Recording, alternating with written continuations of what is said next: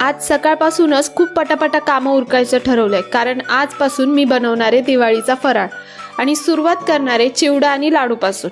नाश्त्यासाठी इकडे परीचा फेवरेट उपमा बनवलाय आणि इकडे जेवायला वांग्याचं भरताची तयारी सुरू आहे. सगळं उरकलं पण लाईटच गेली आहे कधीची.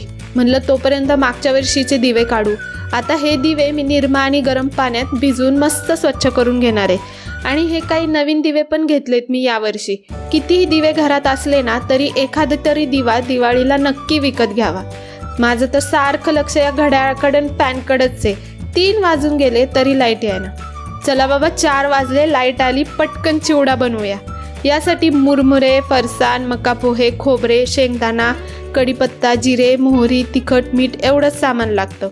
यातले शेंगदाणे, खोबरे, मका पोहे मस्त तळून घ्यायचे आणि इकडे जिरे, मोहरी, कढीपत्ता, हळद, तिखट, मीठ याची फोडणी करायची.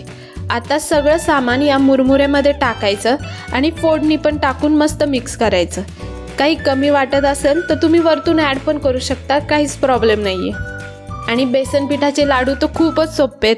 बेसन पिठात मस्त तूप टाकून मस्त मंद आचेवर भाजून घ्यायचं आणि पीठ थंड झालं की त्यात वेलची पावडर, पिठी साखर घालून असे मस्त गोल गोल लाडू वळून घ्यायचे.